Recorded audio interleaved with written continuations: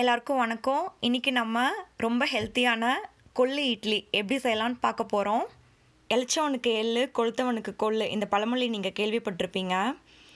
நல்லா குண்டாக இருக்கவங்க கொள்ளு சாப்பிட்டாங்க அப்படின்னா வெயிட்டு குறையும். அது தேவையில்லாத கொழுப்பு எல்லாத்தையுமே கரைச்சிரும். இப்போ கொள்ளில் என்ன சத்துக்கள் இருக்குது, அதனால் என்ன நன்மைகள் அப்படிங்கிறத பார்க்கலாம்.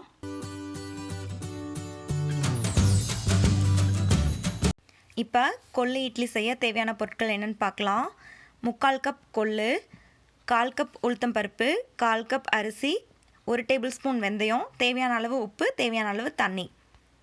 இப்போ வாங்க எப்படி செய்யலான்னு பார்க்கலாம்.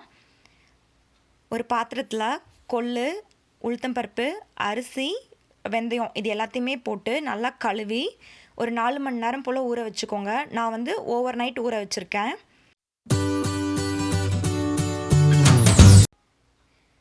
இப்போ இது எல்லாமே நல்லா ஊறிடுச்சு. இதை கிரைண்டரில் போட்டு அரைச்சி எடுத்துக்கலாம். கிரைண்டரில் போட்டு அரைச்சி எடுக்கும்போது அது நல்லா உளுந்து மாதிரியே கொள்ளும் நல்லா பொங்கி வரும்.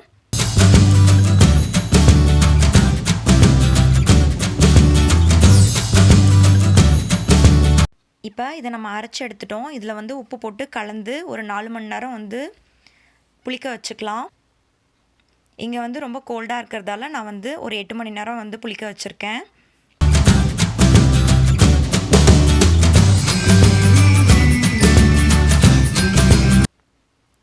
இப்போ 8 மணி நேரத்துக்கு அப்புறம் நமக்கு மாவு ரெடி ஆகிடுச்சு. நிறைய மாவு இருந்ததால் நான் 2 பாத்திரத்தில் அதை பிரித்து வச்சுருக்கேன். இப்போ இதை நல்லா ஒரு வாட்டி கலந்து விட்டுட்டு நம்ம இட்லி தட்டில் ஊற்றி வச்சிடலாம். இப்போ இட்லி தட்டில் எண்ணெய் தடவிக்கோங்க. எண்ணெய் தடவிட்டு நம்ம அதை ஊற்றி வச்சிடலாம்.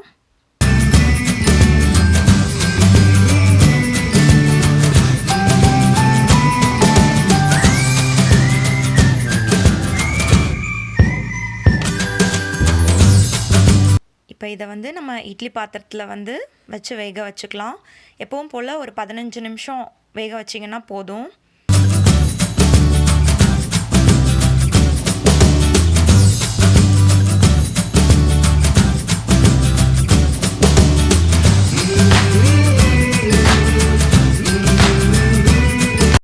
இப்போ நம்ம இட்லி வெந்துருச்சான்னு பார்க்கலாம். நான் ஒரு ஸ்பூன் இன்சர்ட் பண்ணி பார்க்குறேன். ஸோ பார்த்திங்களா, ஒட்டாமல் வந்திருக்கு. இப்போ நமக்கு இட்லி ரெடி ஆகிடுச்சு. இட்லி கொஞ்ச நேரம் ஆறட்டும். ஏன்னா ரொம்ப சூடாக இருக்கும் போது இட்லி தட்டிலேருந்து எடுத்தீங்க அப்படின்னா அதை ஒட்டாமல் வராது. இப்போ கொஞ்ச நேரம் ஆறினதுக்கப்புறம் எடுத்து காட்டுறேன் பாருங்கள்.